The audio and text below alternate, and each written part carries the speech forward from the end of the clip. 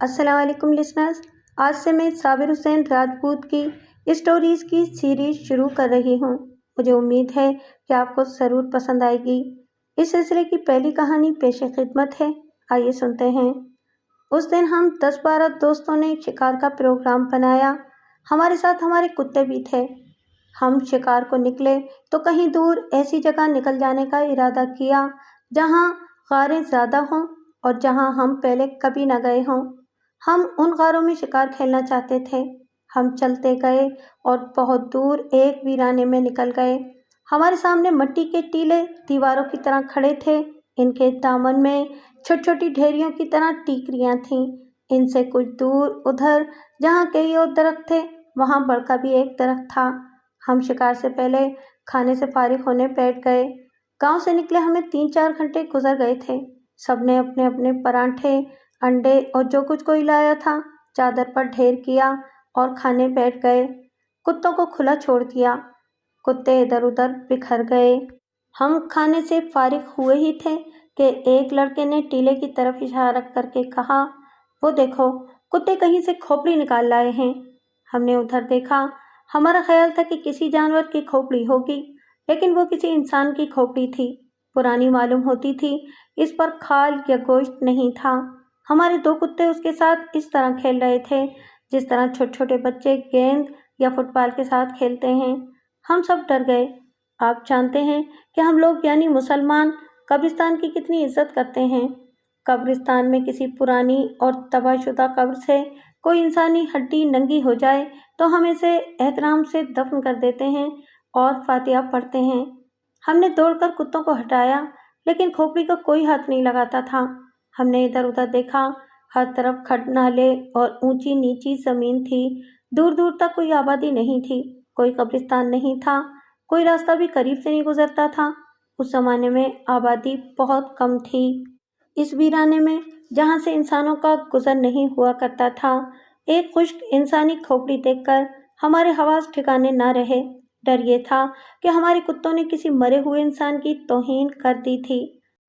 کھوپڑی ہمارے سامنے پڑی تھی۔ آنکھوں کی جگہ سوراخ تھے، وہاں بھی سوراخ تھا جہاں ناک ہوتی ہے۔ دانت سارے ہی نظر آ رہے تھے۔ سامنے والے دانتوں میں ایک پر سونے کا خول چڑھا ہوا تھا۔ اس دور میں شوقین مزاج جوان جن کے پاس پیسہ ہوتا تھا ایک دانت پر سونے کا خول چڑھوا لیا کرتے تھے۔ میں اپنے دوستوں کے متعلق اتنا ہی بتا سکتا ہوں کہ سب کے چہروں پر خوف کا تاثر تھا، لیکن میں یوں محسوس کر رہا تھا جیسے کھوپڑی ہم سب کو قہر اور غضب سے گھور رہی ہے اور یہ اپنی توہین کا انتقام لے گی۔ میں اس آدمی کے متعلق سوچنے لگا جس کی یہ کھوپڑی تھی۔ میرے تصور میں ایک خوبصورت جوان آ گیا جس نے بڑے شوق سے دانت پر سونے کا خول چڑھایا تھا۔ وہ گردن اکڑا کر اور سینہ تان کر چلتا پھرتا ہوگا، مگر اس کا انجام کیا ہوا؟ اس کے سوا اور کیا ہو سکتا تھا کہ بھیڑیوں نے اسے چیر پھاڑ دیا؟ معلوم نہیں ان درندوں نے اس پر کہاں حملہ کیا ہوگا اور اس کی ہڈیاں کہاں کہاں بکھر گئی ہوں گی۔ کھوپڑی یہاں پڑی تھی۔ میرا دوست افضل بھی شاید وہی کچھ سوچ رہا تھا جو میں سوچ رہا تھا۔ اس نے کہا، انسان زندہ ہوتا ہے تو سمجھتا ہے کہ مجھ سا کوئی بھی نہیں۔ یہ ہے انسان کا انجام، اس کی روح یہیں کہیں بھٹک رہی ہوگی۔ افضل کے ان الفاظ کے ساتھ ہی ہمیں گرج سنائی دی۔ ہم دہل گئے۔ یوں لگا جیسے کھوپڑی نے ہمیں للکارا ہو۔ ہم نے ایک دوسرے کی طرف دیکھا، سب خاموش تھے اور سب کے چہروں پر یہی لکھا تھا، چلو بھاگ چلیں۔ گرج اتنی زور سے ایک بار پھر سنائی دی جیسے 2 پہاڑ آپس میں ٹکرا رہے ہوں۔ ہم دیکھ ہی نہ سکے کہ سورج چھپ گیا ہے اور گھٹائیں گرج رہی ہیں۔ بارش کے بہت موٹے موٹے قطرے گرے، اخروٹ جتنے موٹے اولے کہیں کہیں یوں پڑے جیسے کسی نے پتھر پھینکے ہوں۔ مان موسلا دھار بارش شروع ہو گئی اور اولے پڑنے لگے۔ ہم بھاگ کر بڑھ کے درخت کے نیچے جا کھڑے ہوئے۔ بہت گھنا درخت تھا۔ کتے بھی ہمارے ساتھ ہی آ گئے۔ کھوپڑی ہمارے سامنے پڑی ہمیں دیکھ رہی تھی۔ ہم ایسی بارش اور ژالہ باری کے عادی تھے، مگر کھوپڑی کی موجودگی میں ہم بارش اور اولوں کو کھوپڑی کا انتقام سمجھنے لگے۔ اچانک زمین و آسمان یوں روشن ہو کر اندھیر ہو گئے جیسے سورج چمک کر بجھ گیا ہو۔ اس کے ساتھ کئی توپیں اکٹھی چلیں، بجلی کی ایسی کڑک جیسے کانوں کے پردے پھٹ گئے ہوں۔ रोशनी की एक लकीर आसमान से जमीन तक नजर आई और हमसे कोई 100 कदम दूर एक दरख्त से बहुत बड़ा शरारा उठा और उसके 2 टहन कड़ करते जमीन पर आ गिरे। रोशनी की ये लकीर बुझ जाने के बाद भी बहुत देर तक हमारी आंखों के सामने मौजूद रही। ये बिजली गिरने की लकीर सामने से हटती नहीं थी। यही एक ख्याल आता था कि खोपड़ी अपनी तौहीन का इंतकाम ले रही है। हम सब ने कलमा शरीफ और जिसे जो कुछ याद था इसका विर्द शुरू कर दिया। हमारा एक दोस्त खोपड़ी की तरफ दौड़ा और खोपड़ी उठाकर दौड़ा आया। वो बढ़ के तने के साथ लगकर बैठ गया, खोपड़ी को गोद में रखा और हाथ उठाकर दुआ करने लगा। वो शायद दुरूद या फातिहा पढ़ रहा था। हम सब ने उसके सामने खड़े होकर दुआ के लिए हाथ उठाए। अल्लाह के कलाम में बड़ी बरकत होती है। बरकत के अलावा हमारे दोस्त ने जो दिलेरी की थी, इससे हम सब की मर्दानगी बेदार हो गई। हम में से किसी ने कहा, यारो, मुसलमान की औलाद हो, डरते क्यों हो? एक बार अलहम्दुल शरीफ, 3 बार कुल शरीफ और एक बार दुरूद शरीफ पढ़ो। खोपड़ी को धोकर दफन कर देंगे, अल्लाह हम सबको माफ़ कर देगा। ओले थम गए थे। बारिश का जोर अभी थमा नहीं था। बिजली रह रहकर चमकती और कड़कती थी। अल्लाह के कलाम से हमारे दिल खौफ से आज़ाद होते जा रहे थे। मगर बारिश को चीरती हुई एक आवाज़ आई जिसने हमें फिर डरा दिया। बदबख्तों, दरख्त से दूर चले जाओ, बिजली गिर रही है। इस आवाज़ के पीछे पीछे बारिश की धुंध में से एक घोड़ा निकला जिस पर देहाती लिबास में एक आदमी सवार था। ये इंसान नहीं हो सकता था। इस वीराने में हम जैसे मगज़ फिरे ही जा सकते थे। वो घोड़े से उतरा। अपने घोड़े के साथ वो बारिश में नहाया हुआ था। वो अधेड़ उम्र और मुअज़्ज़िज़ देहाती लगता था। मैंने दूर से तुम्हें देखा था, उसने कहा। तुम्हें किसी ने बताया नहीं कि बिजली दरख्तों पर गिरा करती है? तुम्हारे सामने उस दरख्त पर गिरी है और तुम इस दरख्त के नीचे खड़े हो। हम कोई बात न कर सके। उसने अभी खोपड़ी देखी नहीं थी। किस गांव के हो? हमारा जवाब सुनकर वो बोला, इतनी दूर आ गए हो, वो भी इस मौसम में। इसके बाद वो हमारे कुत्तों को देखने लगा। उसे खोपड़ी नजर आ गई। वो बिदक कर बोला, ओए काफिरो, ये तुम्हारे खेलने की चीज़ है, कहाँ से उठा के लाए हो? मैंने उसे बताया कि ये हमें कैसे मिली है और इस लड़के की गोद तक कैसे पहुंची है। उसने बुलंद आवाज़ से कलमा शरीफ पढ़ा। दोबारा कलमा पढ़ते पढ़ते खामोश हो गया और तेज़ी से उस लड़के के सामने बैठ गया जिसकी गोद में खोपड़ी रखी थी। उसने सोने के खोल वाले दांत पर उंगली रखी और बोला, ये दांत सोने का है? उसने खोपड़ी अपने हाथ में ले ली। इसे गौर से देखकर हमसे कहा, ये देखो, माथे के ऊपर से सर तक लंबा कट है, हड्डी कटी हुई है। मुझे अच्छी तरह याद है कि ये कट बड़ा साफ था। उसने इधर उधर देखा। बारिश फुआर में बदल गई थी। उसने एक बार फिर पूछा कि ये खोपड़ी हमें कहाँ से मिली थी? हमने वो जगह दिखाई जहाँ कुत्ते खोपड़ी के साथ खेल रहे थे। उसने खोपड़ी अपने हाथ में ले ली और इसे बहुत ही गौर से देखने लगा। लड़कों, उसने कुछ देर बाद कहा, एक काम करो, बारिश रुक गई है, इधर उधर तलाश करो, शायद जिस्म की कुछ और हड्डियां नजर आ जाएं। मालूम होता है कि कुत्ते कहीं से ये खोपड़ी उठा लाए थे। हम इस खोपड़ी से डरे हुए थे। उसके साथ हमने इस डर का जिक्र कर दिया और कह दिया कि हम हड्डियां तलाश नहीं करेंगे। उसने कुछ बातें करके हमारा डर दूर कर दिया और वो टीले की तरफ चल पड़ा। उसने कहा, आओ आओ, मेरे साथ आओ, दूसरी हड्डियां भी यहीं कहीं होंगी। उसने खोपड़ी अपने हाथ में उठा रखी थी। हम बिखर गए और उन ढेरियों पर चढ़ गए जो टीले के दामन में थीं। वहां देखा कि ढेरियों और टीले के दरमियान एक आध कदम का फासला था और टीले में 2-3 गुफाएं सी थीं जो खुले शिगाफ की तरह थीं। इधर उधर देखते हुए हम जरा और फैल गए। 2-3 लड़के नीचे उतर गए। कोई हड्डी नजर न आई। मैंने इस तलाश को बेकार और बेमायनी समझा। मुझे याद नहीं कि मेरे साथ मेरा कौन सा साथी था जिसे मैंने कहा, यह आदमी कोई टोना टोटका करना चाहता है, इसे एक खोपड़ी मिल गई है और अब ये दूसरी हड्डियां ढूंढवा रहा है। शायद ये इनसे कोई दवाई बनाना चाहता है। सबसे कहो कि चलो चलें। हमने सुना था कि सन्यासी इंसानी खोपड़ियों और हड्डियों से दवाइयाँ बनाते हैं और किसी दुश्मन को नुकसान पहुंचाने के लिए इनसे कोई टोना टोटका और काले जादू भी किया जाता है। यह आदमी कहीं से आया और अपने गांव को जा रहा था। वो बारिश और ओलों से पनाह लेने इधर आया था। आगे इसे हम मिल गए और हमसे इसे खोपड़ी मिल गई। अब वो बड़ी दिलचस्पी से दूसरी हड्डियां ढूंढ रहा था। मैं बेजार होकर अपने दोस्तों से चलने को कहने ही लगा था कि हमारे एक साथी ने बुलंद आवाज से कहा, ये पड़ी हैं 2-3 हड्डियाँ। मट्टी की ढेरियों से फिसलते हम वहाँ गए। एक जगह बाजुओं और टांगों की हड्डियाँ पड़ी थीं। बारिश ने मट्टी बहाकर चंद और हड्डियाँ नंगी कर दी थीं। ये सब एक एक 2-2 कदम दूर दूर पड़ी थीं। ऐसा बिल्कुल नहीं था कि यहाँ लाश दफन की गई हो। करीबी शिगाफनुमा गुफा का दहाना था जो जमीन से 2-4 हाथ ऊपर था। ये उस टीले में था जो हमारे सर पर दीवार की तरह खड़ा था। ऐसे टीले को पोटाहारी जबान में दंदी कहते हैं। किसी ने इस गुफा के अंदर झांक कर कहा, यहाँ बहुत सारी हड्डियां पड़ी हैं। गुफा का दहाना इतना फराख था कि एक आदमी झुककर अंदर जा सकता था।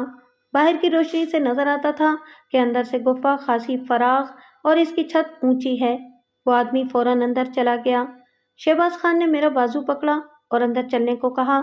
हम दोनों अंदर चले गए। हम उस वक्त नौजवान थे, नजर की गहराई कम थी। वो आदमी हर चीज हाथ लगाए बगैर बड़े गौर से देख रहा था। वहां जो चीजें बिखरी पड़ी थीं वो ये थीं। एक और खोपड़ी पड़ी थी जो दूसरी खोपड़ी की तरह खुश्क थी। बहुत सी हड्डियां बिखरी हुई थीं जिनमें उंगलियों और पाँव की हड्डियां भी थीं। ये 2 इंसानों की हड्डियां थीं। दोनों की पसलियों के पिंजर अलग अलग पड़े थे। पसलियां अलग नहीं हुई थीं। जूतियों के 2 जोड़े इधर उधर पड़े थे। इन्हें इस आदमी ने मिलाकर देखा। एक मर्दाना और दूसरा जोड़ा जनाना था जिस पर तिल्ले का काम किया हुआ था। दोनों जूतियां देसी साख्त की थीं जो गांव के मोची बनाया करते थे। इनके अलावा जो चीजें वहां पड़ी थीं इनमें एक कुल्हाड़ी थी जिसका दस्ता खराद पर बना हुआ था और इस पर कई रंग थे जो खराद पर किए गए थे। देहात में आज भी लोग इस किस्म के खूबसूरत और रंगदार दस्तों की कुल्हाड़ियां अपने पास रखते हैं। आपस की लड़ाई में भी यही कुल्हाड़ियां इस्तेमाल होती हैं। गुफा में एक तो ये कुल्हाड़ी थी और औरत के लंबे बाल भी बिखरे हुए मिले। इनमें से बालों के एक गुच्छे के साथ काली परांदी गुंदी हुई थी। सोने की 2 अंगूठियां मिली। एक का साइज दूसरी से बड़ा था। कहा जा सकता था कि एक अंगूठी मर्दाना है और दूसरी जनाना। सोने के झुमकों की भी एक जोड़ी मिली। ये एक दूसरे से दूर दूर पड़ी थीं। फटे हुए कपड़ों के छोटे बड़े टुकड़े भी इधर उधर बिखरे हुए थे। इनमें फूलदार कपड़ा भी था जिसे छींट कहते हैं। इन पर खून भी था और मट्टी भी। ये कपड़े दरिंदे ने फाड़े होंगे। जाहिर है कि फूलदार कपड़े इस औरत के थे। मर्द के कपड़े लट्ठे के थे। शलवार के साथ कुर्ता था। कुर्ते की पहलू वाली जेब और उसके साथ कुछ कपड़ा महफूज था। इस आदमी ने कपड़ा उठाया तो जेब में कुछ वजन महसूस हुआ। उसने जेब में हाथ डाला तो इसमें से 5-5 रुपए के 2 नोट, रुपए के 4-5 सिक्के और 2-4 अठन्नियाँ चवन्नियाँ निकली। ये उस जमाने में खासी ज्यादा रकम समझी जाती थी। इस आदमी ने हमें कहा कि अच्छी तरह देखो, शायद कोई और चीज मिल जाए। बाहर से अब रोशनी ज्यादा आने लगी थी। घटाएं आगे निकल गई थीं। मैं, शहबाज और वो खुद जमीन पर झुककर देखने लगे। हमें कांच की चूड़ियों के टुकड़े मिले और सोने की छोटी सी एक मुंदरी भी मिली।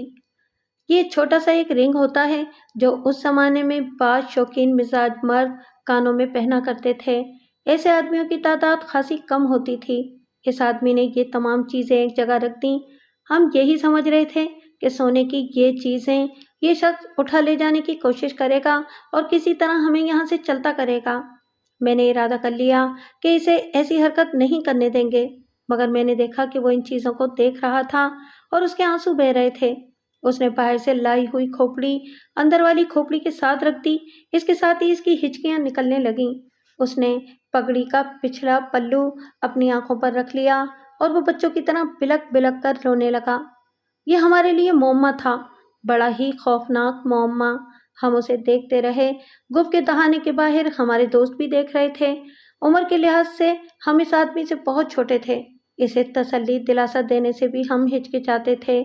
बहुत देर बाद उसका रोना थमा। इसने पगड़ी के पल्लू से आंसू पोंछे और कोई एक भी चीज उठाए बगैर वो बाहर निकल गया। हम भी बाहर आए और हम सब बढ़ के दरख्त तले जा खड़े हुए। बड़ी अजीब सी खामोशी थी जो हम सब पर तारी थी। आखिर शहबाज खान ने से पूछा कि ये क्या मामला है। 3 महीने गुजरे, हमारे गांव की एक लड़की लापता हो गई थी। उसने कहा उसका मंगेतर भी लापता हो गया था। वो मेरा चचा साथ भाई था और हमारी बड़ी गहरी मोहब्बत और दोस्ती थी। ये हड्डियां इन दोनों की हैं। सोने के खोल वाला दांत, मुंदरी, अंगूठी, ये सब उसी की निशानियां हैं। मामला बिल्कुल साफ है। ये कत्ल हुए हैं। मालूम नहीं यहाँ कैसे पहुंचे। वो चुप हो गया और हम सब पर नजरें दौड़ाकर बोला, 2-3 लड़के यहीं ठहरो और बाकी मेरे साथ थाने चलो। अब कत्ल का सुराग मिलना नामुमकिन है, लेकिन मैं थाने में रिपोर्ट जरूर लिखवाऊंगा। मैंने सबसे पहले इनकार किया और कहा कि हम बहुत दूर से आए हैं, हम गवाहियों और अदालतों के चक्कर में नहीं पड़ना चाहते। उसने हमें मनाने की बहुत कोशिश की, हमें डराया भी, लेकिन हम न माने। उसके रोने से हमें यकीन हो गया था कि ये सोने की चीजें और नकदी उड़ाने की फिक्र में नहीं। वो घोड़े पर सवार हुआ तो उसने हमें धमकी दी कि यहाँ से कोई चीज गायब हुई तो वो हमें गिरफ्तार करा देगा। हम उसे अपने गांव का नाम तो बता ही चुके थे। उसका घोड़ा चला तो वो फिर रुक गया और बोला, तुम ऊंचे खानदानों की औलाद नहीं हो, तुम बुजदिल हो, तुम्हारे खून में मिलावट है। देहात में ऐसी तंज कोई बर्दाश्त नहीं किया करता। अफजल ने हमसे मशवरा किए बगैर उसे कहा, तुम अगर पुलिस को यहाँ लाने के लिए जा रहे हो तो जाओ, हम यहाँ मौजूद रहेंगे, वरना कोई और आया तो ये चीजें उठा ले जाएगा। इधर से कोई नहीं गुजरता, इसीलिए इतने अरसे से ये चीजें यहीं पड़ी हैं। उसने कहा, फिर भी तुम यहीं मौजूद रहो, अगर थानेदार मेरे साथ ना आया तो मैं तो आ ही जाऊंगा। उसने ठीक कहा था, इस वीराने में कोई नहीं जाता था। हम वहाँ शिकार के लिए गए थे और वो बहुत दूर से गुजर रहा था कि बारिश और जालाबारी ने उसका रास्ता रोक लिया। हम उसे नजर आए तो वो इधर आ गया, लेकिन हमारे वहाँ जाने और उसके वहाँ आ जाने के पीछे खुदाए जुलजलाल का हाथ था। ये मैं उस नादानी की उम्र में नहीं समझ सका था। बहुत मुद्दत बाद जब जहन संजीदा हुआ तो समझा था, बेगुनाह इंसान का खून किसी न किसी रंग में अपना इंतकाम जरूर लेता है। जरूरी नहीं कि कातिल को कानून ही सजा दे, खुदा के पास सजा देने के और कई तरीके हैं। वो चला गया और हम आपस में बहस मुबाहिसा करने लगे कि आया ये उसी लड़की और उसी आदमी की हड्डियां हैं जिनकी वो बता रहा था। हमें शक था, हमारी कयास आराइयां ये थीं कि कोई आदमी किसी औरत को घर से भगा ले जा रहा था और औरत के लवाहिकीन को पता चल गया। उन्होंने ताक़ुब किया, दोनों को रास्ते में आ लिया और इन्हें कत्ल करके लाशें इस गुफा में छुपा दी। यहाँ गीदड़ और भेड़िए वगैरह इन्हें खाते रहे। दूसरा कयास ये था कि ये मियाँ बीवी या बहन भाई होंगे जो शाम के बाद इधर से गुजर रहे होंगे। भेड़ियों ने इन पर हमला किया और इनकी लाशें घसीट कर इस गुफा में ले आए और खाते रहे। ये रहजनों और डाकुओं का काम नहीं हो सकता था, क्योंकि सोने की अशिया और पैसे गुफा में पड़े थे। एक सूरत यह हो सकती थी कि इनके दुश्मनों ने देरीना अदावत की बिना पर इन्हें कत्ल कर दिया हो और लाशें गुफा में फेंक दी। हमें इस आदमी पर यकीन नहीं आ रहा था। यहाँ तक हम मान गए थे कि इसका चचाजाद भाई अपनी मंगेतर के साथ लापता हो गया था और ये भी कि उसके एक दांत पर सोने का खोल चढ़ा हुआ था, मगर खोपड़ियों और बिखरी हुई हड्डियों से ये यकीन के साथ कहना कि ये उन्हीं की हैं काबिले यकीन नहीं था। हम बहरहाल उसके इंतज़ार में बैठ गए। हमारे अंदाजे के मुताबिक वहाँ से करीबी पुलिस स्टेशन सोहावा था, जिसका फासला कमोबेश 3 मील था। हमें यकीन था कि पुलिस ज़रूर आएगी। आज तो पुलिस का ये हाल है कि वारदात के फ़ौरन बाद थाने जाओ तो भी पुलिस मौका वारदात पर फ़ौरन वहाँ पहुँचने से शर्माती है। लेकिन अंग्रेज़ों की बादशाही में थानेदार ऐसी कोताही के मुर्तकिब नहीं हो सकते थे। हमें यह भी यकीन था कि थानेदार ये कहकर इस आदमी को नहीं टालेगा कि 3-4 माह पुरानी और टूटी फूटी हड्डियों से मैं क्या सुराग लगा सकता हूँ, जाओ मौज करो। हमारा यकीन सही निकला। 2.5-3 घंटों बाद एक सिख थानेदार घोड़े पर सवार इस आदमी के साथ आ गया। इसके साथ 2 कांस्टेबल और एक हेड कांस्टेबल था।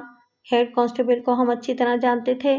हमारे गांव से निफ्ट मील दूर छोटे से एक गांव का रहने वाला था। हमें वहां देखकर वो हैरान न हुआ। उसे मालूम था कि हम शिकारी हैं और जिन्नात की तरह हर जगह पहुंच जाते हैं। पुलिस के साथ 2 आदमी बगैर वर्दी के थे। ये हमें बाद में पता चला था कि उन्हें हड्डियों की बरामदगी का गवाह बनाया गया था। थानेदार गुफा में चला गया। हमें मालूम नहीं कि वहां उसने क्या क्या किया और इन सब के दरमियान क्या बातें हुई। वो बहुत देर के बाद बड़ के दरख्त के नीचे आए। थानेदार ने उस आदमी से कहा, देख भाई मेरे, मैं पर्चा कर देता हूँ, मुझे खराब न करना। दिल में कोई शक है या इस बहाने किसी और को फांसना चाहते हो तो अभी बता दो, मैं यहीं से छुट्टी कर जाता हूँ, पर्चा तुम्हारे नाम से होगा, बाद में कोई गड़बड़ निकली तो मैं तुम्हें हथकड़ी लगा दूंगा। उसने थानेदार का शक रफे करके रिपोर्ट की जिम्मेदारी कबूल कर ली। हम गवाह बनने से डरते थे। इस मसले को थानेदार और हेड कांस्टेबल ने खुद ही हल कर दिया। दोनों ने कहा कि ये सब बच्चे हैं और देहाती हैं, अदालत में जाकर घबरा जाएंगे। थानेदार अपने मतलब के 2 आदमी साथ लाया था। उसने हमें कहा कि हम सब चले जाएं। हमने खुदा का शुक्र अदा किया और वहां से रुखसत हो आए। शिकार धरा का धरा रह गया। कुत्तों की आदत पूरी नहीं हुई थी, इसलिए वो परेशान और उदास से नजर आते थे। हम अपने गांव में बड़ी ही सनसनीखेज खबर लेकर दाखिल हुए। जिसने सुनी उसने अपनी राय दी। 8-10 रोज बाद ये कहानी पुरानी हो गई। सुहावा हमारे गांव से बहुत दूर था और खोपड़ियां वगैरह पहचानने वाले आदमी का गांव उससे भी दूर था। इसलिए हमें कुछ पता न चल सका कि पुलिस ने क्या किया है और ये मामला दब गया था या आगे चला है। अलबत्ता ये यकीन न मुझे था न हमारे गांव के किसी और आदमी को कि अगर ये दोनों मकतूल ही थे तो कातिल पकड़े जाएंगे। 1.5-2 महीने बाद का वाकया है कि वो हेड कांस्टेबल रब नवाज, जो थानेदार के साथ हड्डियां देखने गया था, कुछ दिनों की छुट्टी पर गांव आया। आपको मैं पहले ही बता चुका हूँ कि उसका गांव हमारे गांव से निस्फ मील दूर था। वो एक रोज हमारे गांव आया। हम सब उसके गिर्द जमा हो गए। हमारे पूछे बगैर ही उसने कहा, ओए लड़को, वो दोनों जिनकी हड्डियां तुमने देखी थीं, इनका कातिल पकड़ा गया है। उसने एक वाले जुर्म कर लिया है और उसका चालान अदालत में पेश कर दिया गया है। हम तो कम उम्र थे। तजुर्बेकार बुजुर्ग भी हैरान रह गए। एक बुजुर्ग ने कहा, मैं पुलिस वालों को जानता हूँ। किसी बेगुनाह को पकड़कर और उससे मारपीट कर इकबाली करा लिया होगा। थानेदार ने भी इनाम ले लिया होगा और तुमने भी। हेड कांस्टेबल रब नवाज ने जो कहानी सुनाई वो मैं आपको सुनाता हूँ। हड्डियाँ और खोपड़ियाँ लाहौर भेज दी गईं। बहुत दिनों बाद इनके मुतालिक जो रिपोर्ट आई वो पूरी की पूरी हेड कांस्टेबल को मालूम नहीं थी।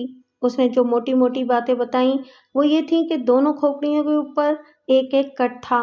ये दोनों कट टोके या कुल्हाड़ी के थे। एक खोपड़ी औरत की और एक मर्द की थी।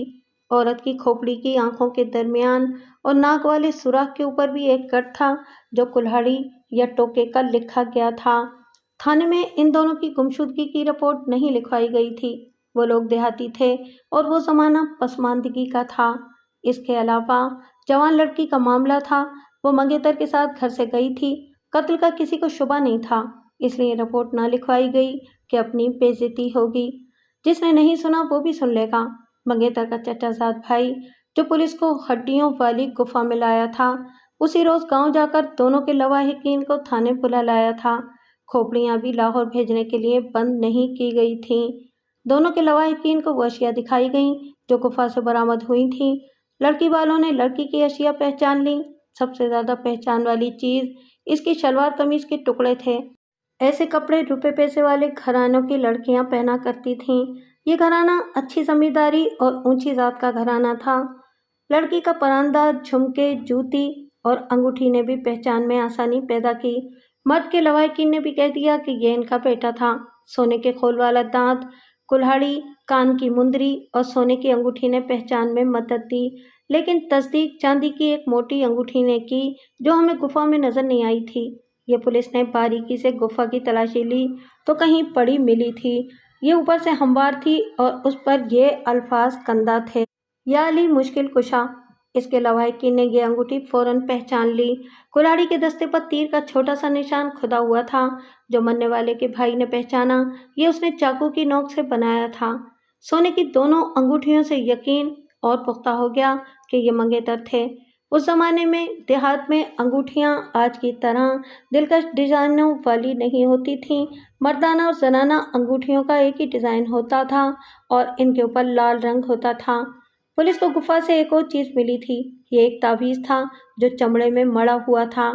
ये घड़ी के स्टेप की तरह था, यानी ये बाजू के साथ बंधा हुआ था। ताबीज पीर लिखा करते थे, जैसा कि आजकल भी लिखते हैं। थानेदार सिख था, लेकिन इसे मालूम था कि हर देहाती किसी न किसी पीर का मुरीद होता है। उसने ये तावीज़ ये पूछकर अपने पास रख लिया कि मरने वाला किसका मुरीद था। ये पूरा खानदान एक ही पीर का मुरीद था।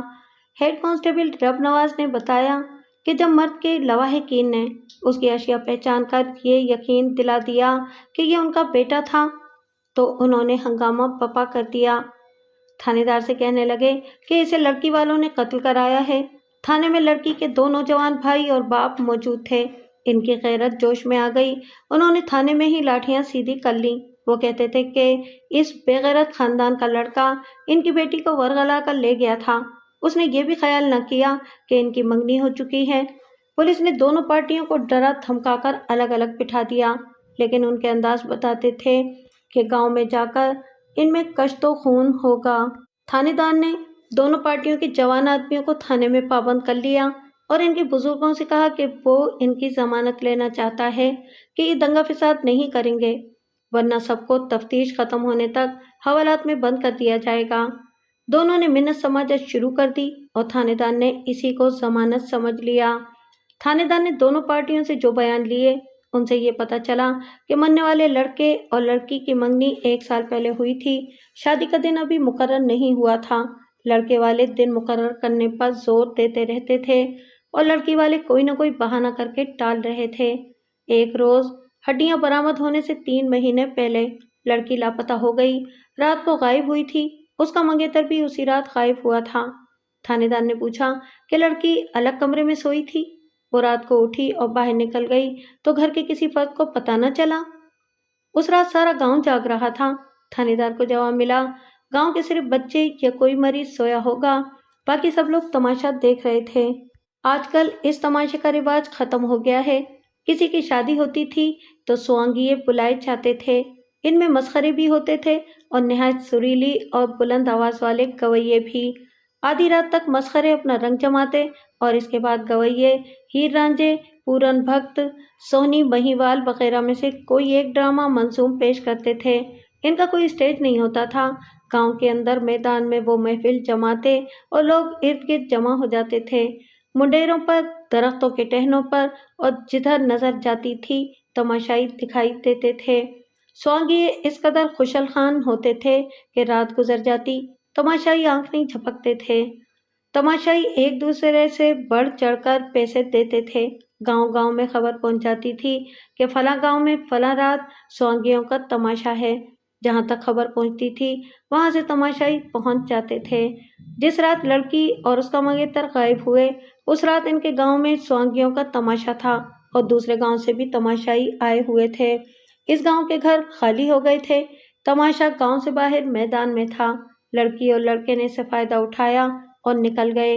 حیرت اس پر تھی کہ ان کی منگنی ہو چکی تھی، پھر وہ بھاگے کیوں؟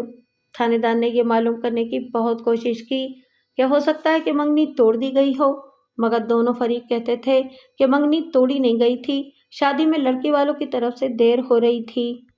تو کیا ان دونوں میں اتنی زیادہ محبت تھی جس نے انہیں اس حد تک بےتاب کر دیا کہ وہ شادی کا انتظار نہ کر سکے اور بھاگ گئے؟ اس سوال کا کوئی تسلی بخش جواب دونوں فریقوں سے نہ مل سکا۔ جواب حاصل کرنا ضروری تھا۔ قتل کا باعث صاف ظاہر تھا۔ مقتولہ گھر سے بھاگی جا رہی تھی اور مقتول اسے لے جا رہا تھا، لہٰذا قاتل لڑکی کے خاندان کے آدمی تھے۔ اگر ہڈیوں کے ساتھ سونے کی اشیاء اور مقتول کے کرتے کی جیب میں پیسے نہ ہوتے تو کہا جا سکتا تھا کہ رہزنوں نے انہیں لوٹ کر قتل کر دیا۔ اگر یہ رہزن یا ڈاکو ہوتے تو ایک جوان لڑکی کو، جس کے متعلق بتایا گیا تھا کہ خوبصورت بھی تھی، قتل نہ کرتے، زندہ ساتھ لے جاتے اور صرف لڑکے کو قتل کرتے۔ یہ بھی قابل یقین نہیں تھا کہ انہیں بھیڑیوں نے مار کر کھا لیا ہو۔ اگر ایسا ہوتا تو بھیڑیے لاشوں کو گفا میں نہ لے جاتے۔ لاشیں کسی انسان نے گفا میں رکھیں اور وہاں انہیں بھیڑیے اود پلاؤ وغیرہ کھاتے رہے، اسی لیے ان کی ہڈیاں بکھری ہوئی تھیں۔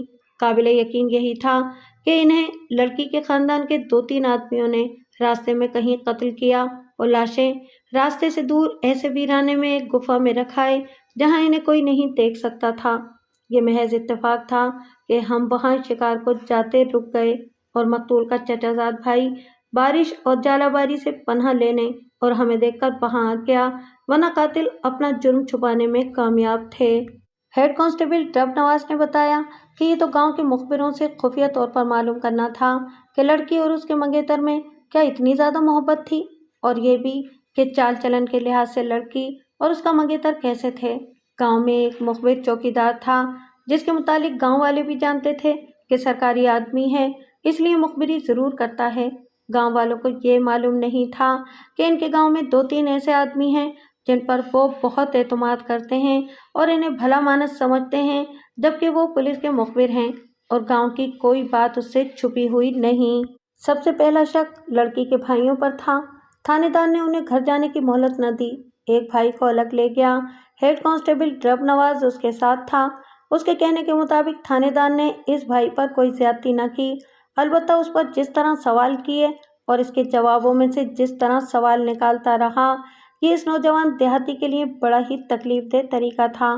یہ طریقہ ایسا ہوتا ہے کہ مشتبہ فرد بھول جاتا ہے کہ یہ سوال اس سے کئی بار پوچھا جا چکا ہے اور وہ ہر بار مختلف جواب دے چکا ہے۔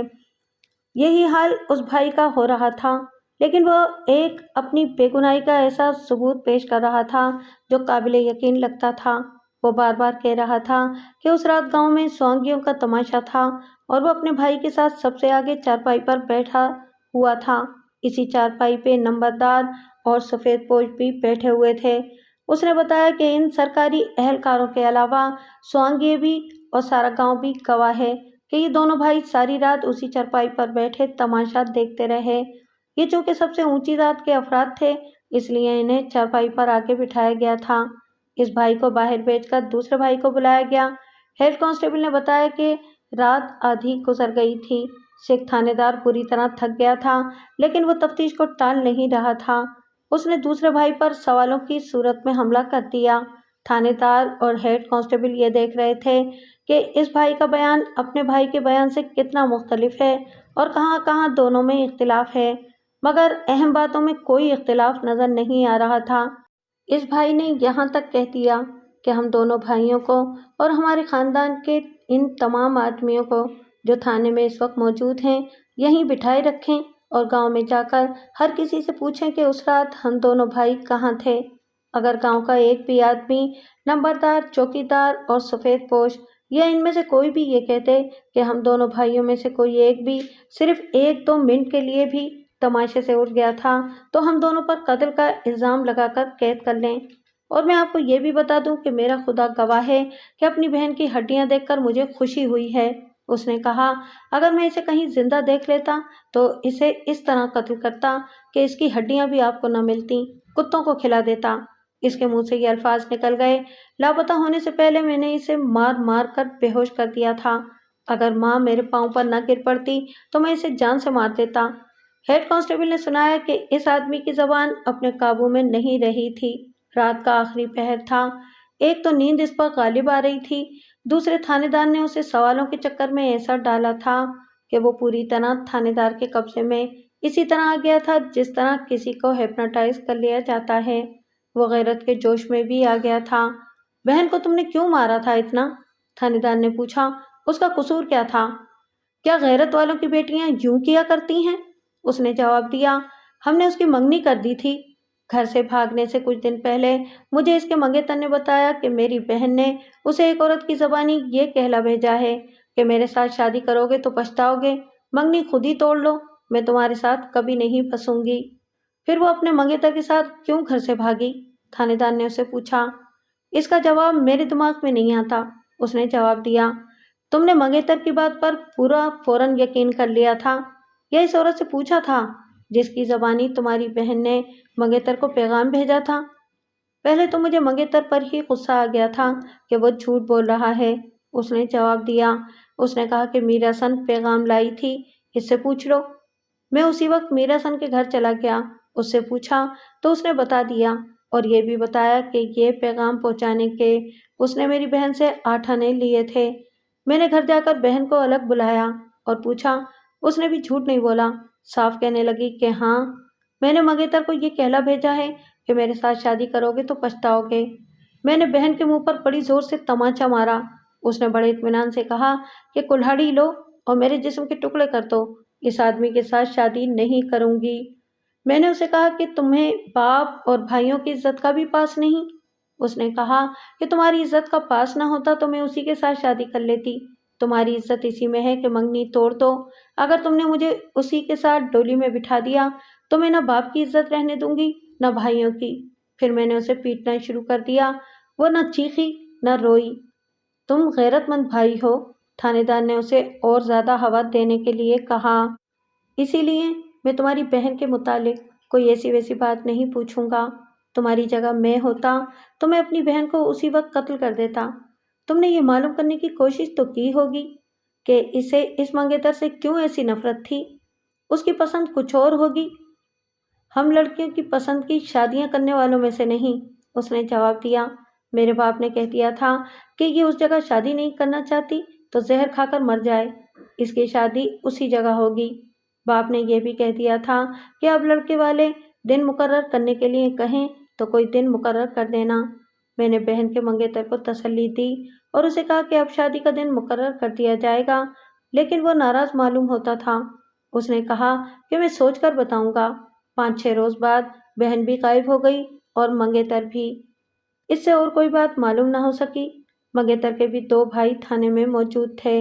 उनका बाप और उनकी माँ भी वहीं थी। इनमें से पास से हेड कांस्टेबल रब नवाज ने पूछगछ की। इनसे ये मालूम करना था कि इनके बेटे ने घर से लापता हो जाने से चंद रोज पहले ऐसा इजहार किया था कि वो इस लड़की के साथ शादी नहीं करेगा। इन सब ने यही एक जवाब दिया कि उसने ऐसी बात पहले कभी नहीं कही थी। लड़की के चाल चलन के मुतालिक उनसे पूछा तो उन्होंने इस पर कोई ठोस इल्ज़ाम आयद न किया, लेकिन इसे अच्छा भी न कहा। उनकी असल राय ये थी कि लड़की शौक और दिलेर थी और अपनी मर्जी करने वाली थी, लेकिन इनकी नज़र में यह कोई नुक्स नहीं था। वो इस लड़की का रिश्ता छोड़ना नहीं चाहते थे।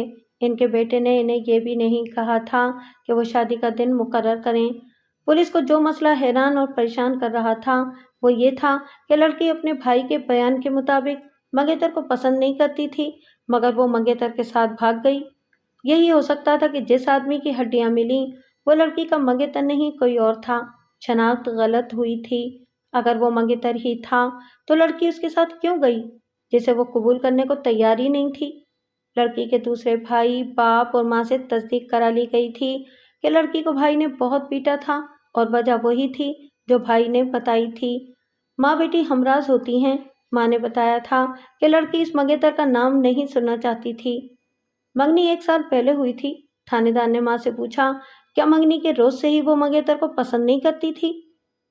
उस वक्त तो वो बहुत खुश थी, माँ ने जवाब दिया। लापता होने से 3-4 महीने पहले उसने मुझसे कहा था कि मालूम नहीं ये आदमी मुझे क्यों अच्छा नहीं लगता। मैं उसे मजाक समझती रही। वो हंसी मजाक की आदी थी।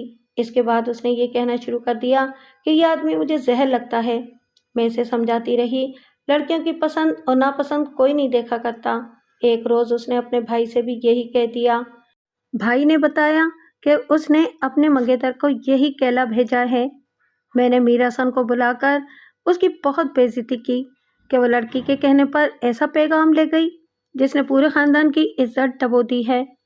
माँ को बहुत कुरेदा गया, मगर उससे ये पता न चल सका कि लड़की किसे चाहती थी। इस सवाल का जवाब मीरा हसन दे सकती थी। देहाती इलाकों में ऐसी औरतें होती हैं जो ऊंची जातों के घरों में काम करती हैं और हर घर के भेद जानती हैं। वो चोरी छुपे की मुलाकातों का इंतज़ाम करती और खुफिया पैगाम इधर उधर पहुंचाती हैं। मीरा हसन ऐसी ही औरत मालूम होती थी। इसके मुतालिक रिपोर्ट लेने के लिए गांव के चौकीदार और दूसरे मुखबिरों को बुलाया गया। उन्होंने बताया कि मीरा हसन खूबसूरत, शादीशुदा और जवान औरत है। इसमें मस्खरापन ज़्यादा है। खुदा ने इसे आवाज़ बड़ी सुरीली दी है। ब्याह शादी पर रात रात भर गाती और महफिल की रौनक बनी रहती है। अगर किसी घर में कोई मर जाए तो पास खड़ी होकर पूरी रात बयान करते गुजार देती है। औरत बहुत ही चालाक है। हेड कांस्टेबल रब नवाज ने बताया कि चौकीदार खुद भी चालाक आदमी था। थानेदार ने उसे कहा कि वो मीरा हसन को थाने ले आए और उसे डराता हुआ लाए कि थानेदार को इसके मुतालिक सब कुछ मालूम हो गया है। अगर वो कुछ छुपाएगी तो परेशान होगी और अगर सारी बात बता देगी तो इनाम मिलेगा। दूसरे रोज गांव में किसी को बताए बगैर चौकीदार मीरा हसन को थाने ले आया। इसे डराने की जरूरत नहीं थी। देहात में मीरासी बेचारे की हैसियत जर खरीद गुलाम की तरह होती है। थानेदार के सामने आकर मीरा हसन की सारी चालाकी खत्म हो गई। चौकीदार उसे डराता लाया था। थानेदार ने उसे कहा कि वो जो कुछ जानती है खुद ही बता दे, उसका उसे इनाम मिलेगा। मीरा हसन ने कहा कि वो थानेदार का हुक्म टाल नहीं सकती। ایک عرض کرنا چاہتی ہے۔ اس نے عرض کی کہ اسے گاؤں میں رہنا ہے اور انہی اونچے گھرانوں کے دیے ہوئے اناج سے اپنے کنبے کو زندہ رکھنا ہے اور انہی کے دیے ہوئے کپڑوں سے کنبے کے تن ڈھانپنے ہیں۔ گاؤں میں کسی کو پتہ نہ چلے کہ اس نے کیا بیان دیا ہے۔ تھانے دار نے اسے یقین دلایا کہ اگر کوئی راز کی بات ہے تو وہ بتا دے، اسے گواہوں کی فہرست میں شامل نہیں کیا جائے گا اور اس کے بیان کے متعلق کسی کو پتہ نہیں چلنے دیا جائے گا۔ اس نے پہلا انکشاف یہ کیا کہ لڑکی 1.5 میل دور کے ایک گاؤں کے ایک آدمی کو دل دے بیٹھی تھی۔ یہ اس کی گمشدگی سے 4-5 مہینے پہلے کا واقعہ ہے۔ اس کا نام اجمل یا اختر تھا، مجھے اچھی طرح یاد نہیں رہا، میں اسے اختر کہوں گا۔ امیر کبیر راجپوت تھا اور خوبصورت جوان۔ اس کے باپ کے نہری مربے کسی نہری علاقے میں تھے۔ اختر کا بچپن اور لڑکپن نہری چک میں گزرا تھا۔ اب وہ اپنے گاؤں میں آ گیا تھا۔ اس گاؤں میں مقتولہ کے خاندان کی قریبی رشتہ داری تھی۔ اختر کو خدا نے جیسا اچھا جسم اور دلکش چہرہ دیا تھا، ویسی ہی سریلی آواز دی تھی۔ لڑکی اس کے گاؤں اپنے رشتہ داروں کے ہاں گئی، 2-3 راتیں وہاں ٹھہری۔ ہمارے دیہاتی علاقوں میں نہ اس وقت پردہ تھا نہ آج ہے۔ لڑکی نے اختر کو دیکھا بھی اور اس کا گانا بھی سنا، اس کی باتیں بھی سنی۔ وہ لطیفوں کی زبان میں باتیں کرتا تھا۔ لڑکی خود مزاج کی شگفتہ اور ہنسی مذاق کی دلدادہ تھی، خوبصورت بھی تھی۔ دونوں ایک دوسرے کے دل میں اتر گئے۔ ہیڈ کانسٹیبل کے سنانے کے مطابق میراسن کو یہ معلوم نہیں تھا کہ وہ ابتدا میں کہاں ملے، راز و نیاز کی باتیں اور دلوں کا سودا کہاں ہوا۔ میراسن کو یہ معلوم نہیں تھا کہ وہ ابتدا میں کہاں ملے، راز و نیاز کی باتیں اور دلوں کا سودا کہاں ہوا۔ میراسن نے یہ بیان دیا کہ لڑکی اسے پیغام لے جانے اور لانے کے لیے استعمال کرتی تھی۔ بعض اوقات اختر شام کے بعد لڑکی کے گاؤں کے باہر آ کر ایک جگہ چھپ جاتا تھا۔ لڑکی اپنی 2-3 سہیلیوں کے ساتھ کھیتوں کو سیر کے لیے جاتی اور انہیں بتا کر اختر کے پاس چلی جاتی تھی۔ ہمارا علاقہ کھڈ نالوں، مٹی کی ٹیلوں، گھاٹیوں اور پتھریلی ٹیکریوں کا علاقہ ہے۔ 10-12 قدم آگے چلے جاؤ تو دنیا کی نظروں سے اوجھل ہو گئے۔ ملنے کی دوسری صورت یہ تھی کہ کبھی کبھی لڑکی اپنے رشتہ داروں سے ملنے کے بہانے اختر کے گاؤں چلی جاتی تھی۔ مختصر یہ کہ لڑکی اور اختر ایک دوسرے کی محبت میں اس حد تک گرفتار ہو چکے تھے کہ لڑکی نے میراسن سے کہہ دیا تھا کہ وہ اس آدمی کے ساتھ شادی نہیں کرے گی جس کے ساتھ اس کی منگنی ہو چکی ہے۔ میراسن نے بتایا کہ اس نے لڑکی کو سمجھانے کی کوشش کی تھی کہ اس طرح اس کے ماں باپ اور بھائیوں کی عزت تباہ ہو جائے گی، لیکن لڑکی کا دماغ محبت نے ایسا خراب کر دیا تھا کہ اسے کسی کی عزت کی پرواہ نہیں تھی اور اسے یہ ڈر بھی نہیں تھا کہ کسی کے ساتھ بھاگ جانے کا نتیجہ کیا ہو سکتا ہے۔ میراسن نے بتایا کہ اس نے لڑکی سے یہ بھی کہا تھا کہ اس کا منگیتر اختر کے مقابلے میں بھی اچھا لگتا ہے، یہ بھی خوبصورت جوان ہے۔ لڑکی نے میراسن سے کہا تھا، میں جسم اور شکل و صورت کو نہیں دیکھ رہی، میں نے دونوں کی نیت اور دل دیکھ لیے ہیں۔ اختر سے میں رات کو تنہائی میں ملتی ہوں۔ اس نے بدنیتی کی نہ کبھی کوئی بات کی ہے نہ وہ کوئی بیہودہ حرکت کرتا ہے۔ اس نے کئی بار کہا ہے کہ تمہیں ڈولی میں بٹھا کر لاؤں گا تو سمجھوں گا کہ میں تمہارا مالک ہوں۔ ابھی ہم نے صرف دلوں کا سودا کیا ہے۔ محبت کو تمہاری آنکھوں کی طرح شفاف اور پاک رکھوں گا۔ میں نے تمہیں اپنے دل میں تمہارے باپ اور بھائیوں کی امانت سمجھ کر رکھا ہے، اس میں بے ایمانی نہیں کروں گا۔ ادھر میرا منگیتر ہے جسے معلوم ہے کہ میں اسی کی بیوی بنوں گی، لیکن اتنا اوچھا آدمی ہے کہ 3-4 بار مجھے کھیتوں میں ملا اور مجھے ذرا پرے چلنے کو کہا۔ میں نے اسے شرم دلائی تو اس نے کہا کہ تم میری بیوی تو بنی چکی ہو، فرق کیا رہ گیا ہے۔ اس بدبخت کو میرا صرف جسم چاہیے، اسے میری عزت کا کوئی خیال نہیں۔ ایسے اوچھے آدمی کو میں مرد نہیں سمجھتی۔ میراسن نے اسے کئی ایک باتیں بتائیں جن سے ظاہر ہوتا تھا کہ اختر اور منگیتر کے کردار میں بہت فرق تھا، اسی لیے وہ منگیتر سے نفرت کرنے لگی تھی۔ میراسن نے سوال کا بھی جواب دے دیا کہ لڑکی منگیتر سے نفرت کرتی تھی تو اس کے ساتھ بھاگی کیوں؟ وہ منگیتر کے ساتھ نہیں بھاگی تھی، میراسن نے کہا۔ میراسن نے وہ پیغام بھی پولیس کو بتایا جو لڑکی نے منگیتر کو بھیجا اور اپنے بھائی سے مار کھائی تھی۔ لڑکی کے بھائی اور اس کی ماں نے میراسن کی بھی بے عزتی کی تھی۔ میراسن نے سنایا کہ اس واقعے سے 2-3 روز بعد لڑکی نے اسے کہا کہ اختر سے جا کے کہو کہ باپ اور بھائیوں نے فیصلہ کر لیا ہے کہ تھوڑے دنوں بعد اس کی شادی منگیتر کے ساتھ کر دیں گے۔ लड़की ने इसे ये भी कहा कि अख्तर को बताना कि शादी के इनकार पर भाई ने उसे कितना मारा है। मीरासन को पैगाम रसानी का इनाम दोनों तरफों से मिलता था। अख्तर ने इसे कपड़ों का एक जोड़ा और दुपट्टा भी दिया था। वो किसी काम के बहाने अख्तर के गांव चली गई और अख्तर से मिली। इसे लड़की का पैगाम दिया। इस पैगाम का अहम हिस्सा ये था कि गांव में एक शादी है, 2 रोज बाद स्वांगी आ रहे हैं, रात को इनका तमाशा होगा, सारा गांव तमाशा देख रहा होगा, तुम उसी जगह आ जाना जहां वो मिला करते थे।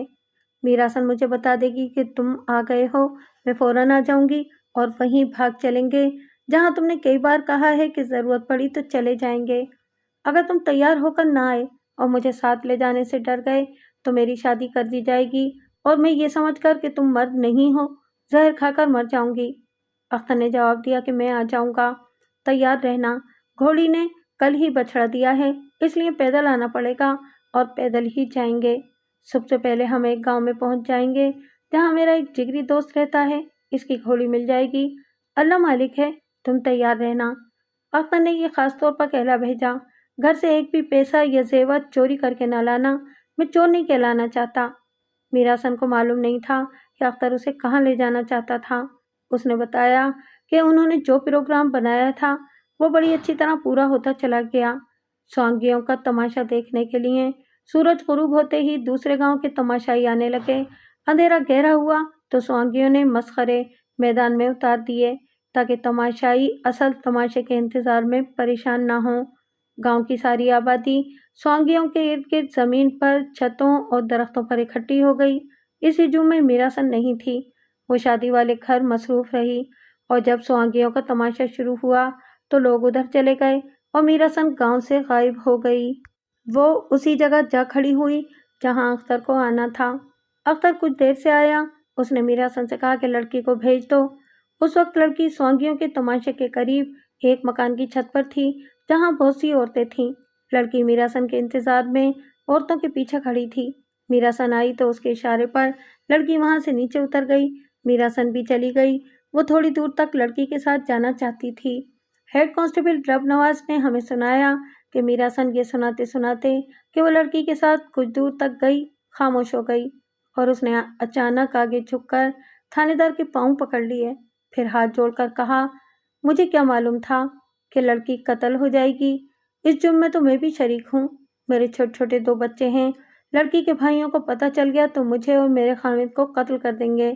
तुमने सच बोलने को कहा था, मैं सच बोल रही हूँ। मुझे कोई इनाम न देना, यही इनाम काफ़ी समझूंगी कि मुझे गिरफ्तार न कर लेना और गांव में किसी को पता न चलने देना कि मैंने क्या बताया है। वो ज़ारों कतार रोने लगी। सिख थानेदार जानता था कि गांव में इन छोटी जातों की औरतों से कैसे कैसे काम लिए जाते हैं।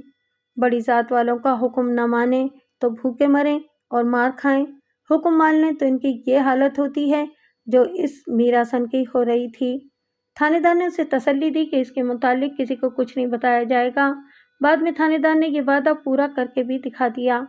मीरासन ने बताया कि वो लड़की के साथ गांव से बाहर कुछ दूर तक गई। लड़की जब अंधेरे में गायब हो गई तो मीरासन वापस आ गई। गांव की गलियां खाली थीं, घर भी खाली थे। स्वांगियों की लंबी और पुरसोज ले सुनाई दे रही थी। मीरासन को एक आदमी ने रोक लिया और पूछा, वो कहाँ है? वो लड़की का मंगेतर था। मीरासन को पता नहीं कि मंगेतर ने इसे लड़की के साथ जाते किस जगह देखा था और क्या वो उनका पीछा कर रहा था। मीरासन ने से पूछा कि वो किसको पूछ रहा है। तुम जानती हो मैं किसकी पूछ रहा हूँ, मंगेतर ने कहा। मीरासन अनजान बनी रही। मंगेतर ने उसके मुंह पर बड़ी जोर से थप्पड़ मारा और कहा, सच बता, वो उसके साथ चली गई है या वापस आएगी? मीरासन इन्हीं लोगों का दिया खाती थी। वो रो पड़ी और उससे पूछा कि उसने लड़की को कहाँ देखा है। मंगेतर ने उसे एक और थप्पड़ मारा और पूछा, वो उसके साथ चली गई है या वापस आएगी? ये मैं तुम्हें कल बताऊंगा कि मैंने इसे और तुम्हें कहाँ देखा है। वो कहती थी कि अब नहीं आऊंगी। मीरासन के मुंह से निकल गया। मंगेतर अपने घर की तरफ दौड़ पड़ा। मीरासन सुन्न होकर रह गई और वहीं पत्थर का बुत बन के खड़ी रही। वो भागकर कहाँ जाती? उसे अपना अंजाम नजर आ रहा था जो बड़ा ही भयानक था। थोड़ी देर बाद उसे कदमों की आहट सुनाई दी। वो वहीं कहीं ओट में हो गई। मंगेतर उसके करीब आ रुका और उसे इधर उधर देखने लगा। मीरासन पर गशी सी तारी होने लगी। इसे अच्छी तरह नजर आया کہ منگیتر کے ہاتھ میں کلہاڑی تھی۔ وہ کھیتوں کی طرف چلا گیا اور میراسن شادی والے گھر چلی گئی۔ اسے خوف نے ادمویا کر دیا۔ کبھی کسی کوٹھے پر چڑھ جاتی، کبھی اپنے گھر چلی جاتی۔ اس نے رات اسی طرح گزار دی۔ صبح روشن ہوئی تو اس کا دم گھٹنے لگا۔ اس نے اپنے خاوند کو نہ بتایا۔ ہر لمحہ اسے توقع تھی کہ لڑکی کا منگیتر آئے گا اور اسے گھسیٹ کر باہر لے جائے گا اور لوگوں کے سامنے اسے قتل کر دے گا۔ آخر اسے شادی والے گھر سے بلاوا آیا۔ اس روز بارات جا رہی تھی، وہ چلی گئی۔ کوئی بھی اسے شکی نگاہوں سے نہیں دیکھ رہا تھا، لیکن وہ ہر کسی سے ڈر رہی تھی۔ دن آدھا گزر گیا۔ بارات تیار ہو کر دلہن کے گاؤں کو روانہ ہو گئی۔ میراسن نے ہر ایک باراتی کو دیکھا، اسے منگیتر نظر نہ آیا۔ شام سے ذرا پہلے عورتوں کی دبی دبی سرگوشیاں میراسن کے کانوں میں پہنچی کہ لڑکی غائب ہے۔ پھر اسے پتہ چلا کہ لڑکی کا منگیتر بھی رات سے کہیں نظر نہیں آیا۔ رات تک گھر گھر یہ خبر پہنچ گئی کہ لڑکی اور اس کا منگیتر لاپتہ ہیں۔ 2-3 دن گزر گئے۔ اس نے لڑکی اور اس کے منگیتر کے گھروں میں جا کر دیکھا، وہاں سب پریشان اور رنجیدہ تھے۔ دونوں گھروں کے مرد اکٹھے بیٹھتے اور اس طرح باتیں کرتے تھے کہ کبھی غصے میں آ جاتے اور کبھی دھیمی دھیمی باتیں کرنے لگتے۔ میراسن کو یہ پتہ چل گیا کہ دونوں فریقوں نے یہ فیصلہ کر لیا ہے کہ تھانے رپورٹ نہ دی جائے، کیونکہ اس میں دونوں خاندانوں کی بے عزتی ہے۔ مشہور یہی ہوا کہ لڑکی اپنے منگیتر کے ساتھ گھر سے بھاگ گئی ہے۔ میراسن یہ بات مان نہیں سکتی تھی۔ لڑکی کو وہ اختر کے پاس چھوڑ آئی تھی۔ منگیتر دیر بعد کلاڑی لے کر گھروں سے نکلا تھا۔ میراسن کو یہ شک ہوا کہ منگیتر نے اختر کو جا لیا اور اسے قتل کر دیا ہے اور لڑکی کو جان سے مار دینے کی دھمکی دے کر اور اسے ساتھ لے کر فرار ہو گیا ہے۔ یہ بھی ہو سکتا تھا کہ اس نے دونوں کو قتل کر دیا ہو اور لاشیں کہیں دور پھینک کر گرفتاری سے بچنے کے لیے غائب ہو گیا ہے۔ میراسن ایک روز اختر کے گاؤں چلی گئی۔ وہ یہ دیکھ کر حیران ہوئی کہ اختر گاؤں میں موجود ہے۔ میراسن نے موقع نکال کر اختر سے پوچھا کہ لڑکی کہاں ہے؟ اختر نے اسے بتایا کہ اسے کہیں چھوڑ آیا ہے اور موقع محل دیکھ کر اسے گاؤں لے آئے گا یا کہیں دور لے جائے گا۔ اختر نے میراسن کو کچھ رقم دی اور اسے کہا کہ اسے جب کبھی پیسوں یا کپڑوں کی ضرورت ہو وہ اس سے آ کر لے جایا کرے۔ ایسا خطرہ نہیں تھا کہ میراسن یہ راز فاش کر دے گی، کیونکہ لڑکی کو بھگانے کے جرم میں وہ خود بھی شریک تھی۔ میراسن نے اختر سے کہا کہ لڑکی کا منگیتر کہاں غائب ہو گیا ہے؟ وہ اب غائب ہی رہے گا، اختر نے جواب دیا۔ میراسن نے اسے بتایا کہ اس رات منگیتر کلہاڑی لے کر ان کے پیچھے گیا تھا۔ اختر نے کہا کہ اس نے اسے نہیں دیکھا۔ اب 3 ماہ بعد گاؤں میں یہ خبر پھیل گئی کہ لڑکی اور اس کے منگیتر کی لاشیں ملی ہیں جو صرف ہڈیاں ہیں۔ دونوں خاندانوں کو شناخت کے لیے تھانے بلایا گیا۔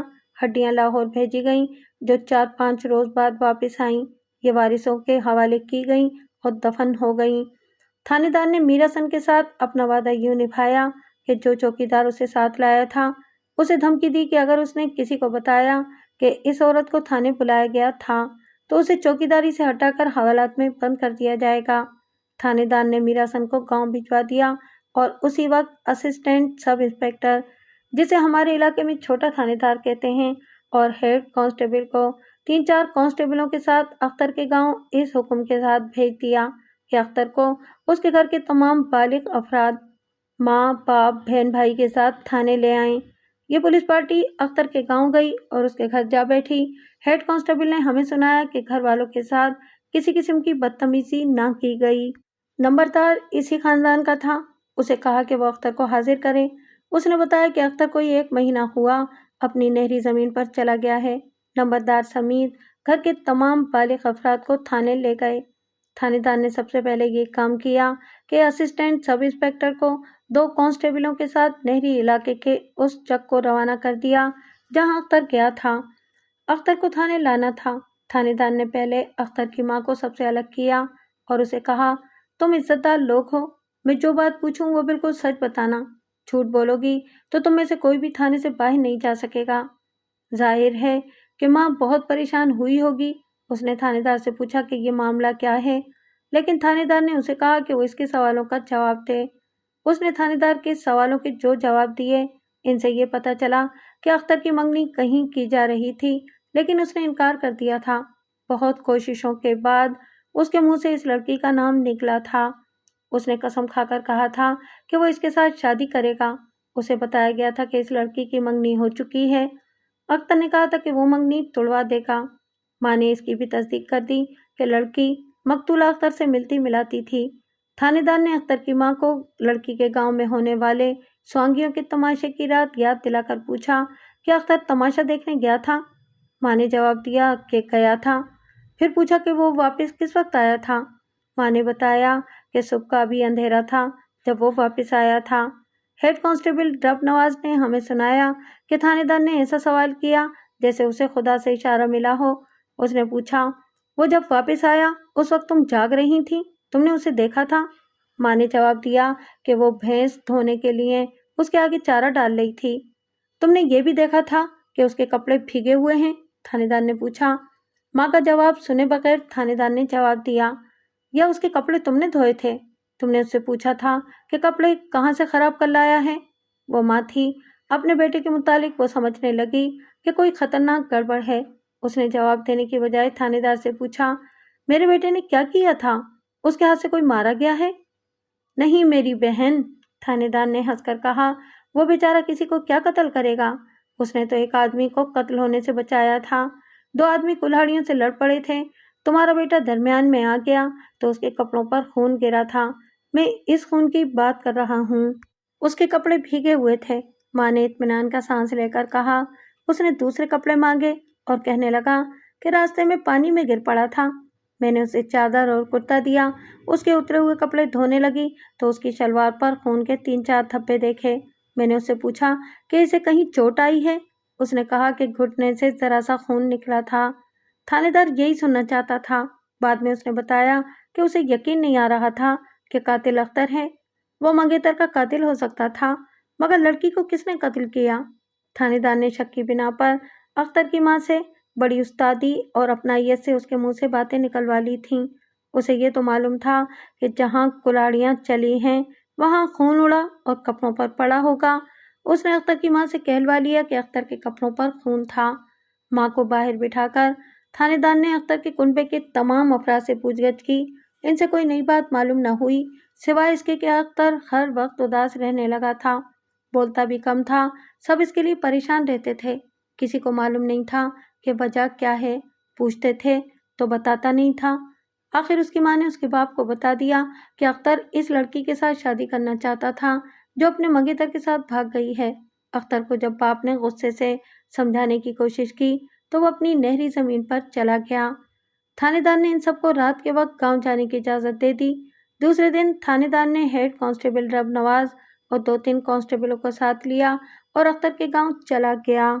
उसके घर में जा बैठा और वही बातें फिर पूछने लगा जो वो पहले पूछ चुका था। दोपहर तक वो इसी तरह बातें करता रहा। इसके बाद अख्तर के बाप और भाइयों को अपने साथ थाने ले गया। इन्हें बिला वजह बिठाए रखा और रात को घर जाने दिया। दूसरे दिन फिर बुला लिया और सारा दिन थाने में बिठाए रखा। अगला दिन भी ऐसे ही गुजरा।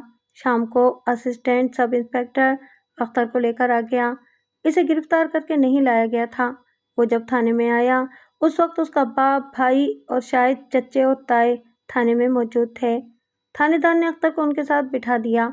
कुछ देर बाद अख्तर तेज तेज चलता थानेदार के पास आया और गुस्से से कहा कि वो उसके घर वालों को परेशान करता रहा है। इनकी परेशानी सिर्फ तुम रफ़े कर सकते हो। थानेदार ने कहा, मेरे पास इनके लिए परेशानी के सिवा कुछ भी नहीं। थानेदार अख्तर के बाप वगैरह को इसीलिए बार बार थाने बुलाता और इन्हें बिला वजह बिठाए रखता था कि अख्तर पर इसका असर हो और इसमें गैरत का जोश पैदा हो जाए। इसीलिए थानेदार ने अख्तर को इनके साथ बिठा दिया था कि वो इसे बता दें कि इनके साथ पुलिस क्या सलूक कर रही है। उन्होंने इसे बता दिया और वो भड़का हुआ थानेदार के पास आया। तुमने सोचा नहीं कि मैंने तुम्हें इतनी दूर से क्यों बुलाया है? थानेदार ने उसे कहा, मैंने किसी और पर हाथ क्यों नहीं रखा? मैं 3-4 महीने पुरानी हड्डियां फेंक सकता था। मैं कह सकता था कि ये मालूम नहीं कौन थे, इन्हें भेड़ियों ने मारकर खा लिया है। मैं पर्चा चाक न करता, लेकिन मैंने पूरी कार्रवाई की और सिर्फ तुम्हें पकड़ा। मैं जादूगर नहीं कि छू मंतर किया तो तुम्हारा नाम सामने आया। मुझे साफ साफ शहादत मिल गई है कि लड़की तुम्हारे साथ गई थी और उसका मंगेतर तुम दोनों के पीछे गया था। इससे आगे जो कुछ हुआ वो अगर तुम सुना दो तो फायदे में रहोगे। अख्तर ने पसो पेश की। ओ बुज़दिल आदमी, थानेदार ने कहा, तुझसे तो वो लड़की दिलेर और गैरत वाली थी। جس نے کہا تھا کہ اختر کے ساتھ شادی نہ ہوئی تو زہر کھا کر مر جاؤں گی۔ وہ اپنا گھر بار چھوڑ کر تمہارے پیچھے چلی گئی۔ میں تمہیں مرد نہیں سمجھتا، وہ تو مر گئی ہے۔ تمہیں اپنے ماں باپ اور بہن بھائیوں کی عزت کا بھی خیال نہیں۔ اختر آخر دیہاتی تھا اور ان پڑھ۔ دیہات کی روایات کے مطابق اس کی مردانگی اور غیرت بیدار ہونے لگی۔ تھانے دار اسے اسی طرح بھڑکاتا رہا جس طرح لوہار دھوکنی سے آگ کو ہوا دیتا ہے۔ اختر اس مقام پر آ گیا جہاں تھانے دار اسے لانا چاہتا تھا۔ ہیڈ کانسٹیبل رب نواز نے ہمیں سنایا کہ سکھ تھانے دار کی باتوں سے متاثر ہو کر اختر گولے کی طرح پھٹ کر بولا، ٹھہر اوئے سکھا۔ اس نے تھانے دار کی ران پر بڑی زور سے ہاتھ مار کر پوٹوہاری زبان میں کہا، یہ نہ کہنا کہ مسلمان جسے دل دیتے ہیں اس کی خاطر پھانسی چڑھنے سے ڈرتے ہیں۔ لے کاغذ قلم اور لکھ، اس کا منگیتر میرے ہاتھوں قتل ہوا ہے، اور یہ ضرور لکھنا کہ اس نے پیچھے سے پہلا وار لڑکی کے سر پر کیا تھا۔ اس نے کبھی اپنے اور کبھی تھانے دار کے سینے پر ہاتھ مار مار کر اقبال جرم لکھوایا جو ہیڈ کانسٹیبل رب نواز نے لکھا تھا۔ اختر نے لڑکی کی محبت کی داستان سنائی۔ یہ وہی تھی جو میرا سنت سنا چکی تھی۔ اختر سے وہ باتیں معلوم ہوئیں جو ان کے درمیان تنہائی میں ہوتی تھیں۔ اس نے قسمیں کھا کر کہا کہ وہ اس لڑکی کو پاک امانت سمجھتا تھا اور اس نے کبھی خیانت نہیں کی تھی۔ منگیتر کے خلاف لڑکی کے دل میں اتنی نفرت تھی کہ اسے زہر دینے کو تیار ہو گئی تھی۔ پولیس کو اس کی ہیر رانجھے جیسی داستان کے ساتھ کوئی دلچسپی نہیں تھی۔ اصل قصہ قتل کا تھا جو اس نے اس طرح سنایا کہ سوانگیوں کے تماشے کی رات مقرر کی گئی تھی کہ لڑکی فلاں جگہ آ جائے گی اور اختر اسے لے جائے گا۔ جب سوانگ شروع ہوا تو لڑکی اس کے پاس پہنچ گئی۔ تھانے دار نے اس سے پوچھا کہ لڑکی کو اس نے کس طرح پیغام دیا تھا کہ وہ اس جگہ آ جائے۔ اختر نے گول سا جواب دیا، میرا سن کا نام نہ لیا۔ اپنی محبت کی روداد سناتے ہوئے بھی اس نے میرا سن کا ذکر نہیں کیا تھا۔ تھانے دار نے بہت کریدا، یہ بھی پوچھا کہ وہ ایک دوسرے کو پیغام کس طرح دیتے تھے۔ اس نے پھر بھی میرا سن کا ذکر نہ کیا۔ تھانے دار بھی میرا سن کو بچانا چاہتا تھا، اس لیے اس نے بھی میرا سن کا نام راز میں ہی رہنے دیا۔ لڑکی اس کے پاس پہنچ گئی۔ اختر کے پاس کلاڑی تھی۔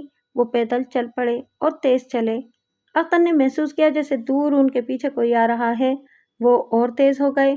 اختر لڑکی کو ایک گاؤں لے جانا چاہتا تھا، وہاں سے گھوڑی لے کر آگے جانا تھا۔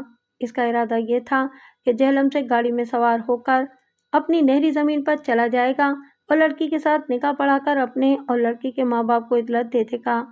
وہ پکی سڑک پار کر گئے اور پہاڑیوں سے کچھ دور دور چلتے چلے گئے۔ اختر نے ایک بار پھر محسوس کیا کہ دور پیچھے کوئی آ رہا ہے۔ پھر خیال آیا کہ کوئی مسافر ہوگا۔ بہت دور جا کر اس نے قدموں کی صاف آہٹ سنی اور پیچھے دیکھا۔ اسے کوئی نظر نہ آیا۔ درخت بہت تھے، کوئی آدھا میل گئے ہوں گے کہ اچانک قدموں کی آہٹ ابھری۔ اس کے ساتھ ہی ہلکا سا دھماکہ ہوا اور لڑکی کی چیخ سنائی دی۔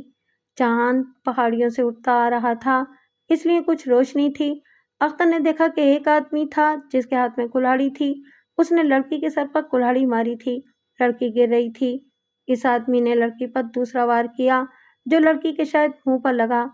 اختر نے یہ دیکھے بغیر کہ یہ آدمی کون ہے پوری طاقت سے اس پر کلاڑی کا وار کیا جو اس کی گردن اور کندھے کے درمیان لگا۔ وہ آدمی ادھر کو جھکا تو اس کی پگڑی گر پڑی۔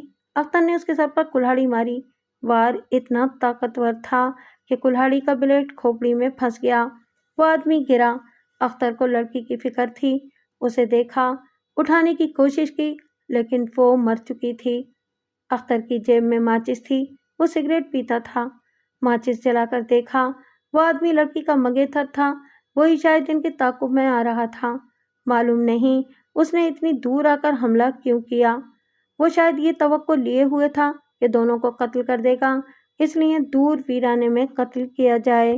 بہرحال اس نے جو کچھ بھی سوچا تھا وہ اس کے ساتھ ہی چلا گیا۔ پولیس جو کچھ سوچ رہی تھی وہ قیاس آ رہی تھی۔ اختر نے دیکھا کہ منگیتر بھی مر گیا ہے۔ اختر کا دماغ ٹھکانے نہ رہا۔ ایک وجہ یہ کہ لڑکی مر گئی تھی، دوسری وجہ یہ کہ اس نے ایک آدمی کو قتل کر دیا تھا۔ اس نے اپنی اس وقت کی جو ذہنی حالت بتائی وہ بہت بری تھی۔ اس ذہنی حالت میں وہ عقل کی کوئی بات نہیں سوچ سکتا تھا۔ وہ یہی سوچ سکا کہ لاشوں کو کہیں چھپانا ضروری ہے۔ وہ کوئی ایسی جگہ تلاش کرنے لگا جو راستے سے ہٹ کر ہو۔ وہ ٹیلوں کے قریب چلا گیا، ماچس جلا جلا کر دیکھتا رہا۔ آخر اسے یہ کھو یا گفا نظر آئی۔ اس نے پہلے ایک لاش اٹھائی اور گفا میں جا رکھی، پھر دوسری لاش بھی اٹھا کر وہیں جا رکھی۔ منگیتر کی کلاڑی بھی ساتھ لے گیا اور گفا میں پھینک دی۔ اسے اطمینان ہو گیا کہ یہاں کسی کو لاشیں نظر نہیں آئیں گی اور گیدڑ بھیڑیے 1-2 دن میں ان کا صفایا کر دیں گے۔ وہ اپنے گاؤں کو واپس چل پڑا۔ راستے میں ایک برساتی ندی میں اس نے کرتا اور شلوار اچھی طرح دھو لیے اور پہن کر چل پڑا۔ صابن سے کپڑے دھلتے تو خون صاف ہو جاتا، ایسا نہ ہوا۔ دوسرے دن اس کی ماں نے کپڑے دھوتے وقت اس کی شلوار پر خون کے 1-2 دھبے دیکھ لیے۔ اختر نے ان کے متعلق جھوٹ بولا۔ 2 مہینوں تک لاشوں کے متعلق لڑکی کے گاؤں میں کوئی بات نہ ہوئی۔ یہی مشہور ہوا کہ لڑکی اپنے منگیتر کے ساتھ بھاگ گئی ہے۔ اختر اداس اور غمزدہ تو تھا، لیکن اسے یہ اطمینان تھا کہ قتل کی واردات ویرانے میں گم ہو گئی ہے، مگر خدا سے کوئی گناہ پوشیدہ نہیں رہتا۔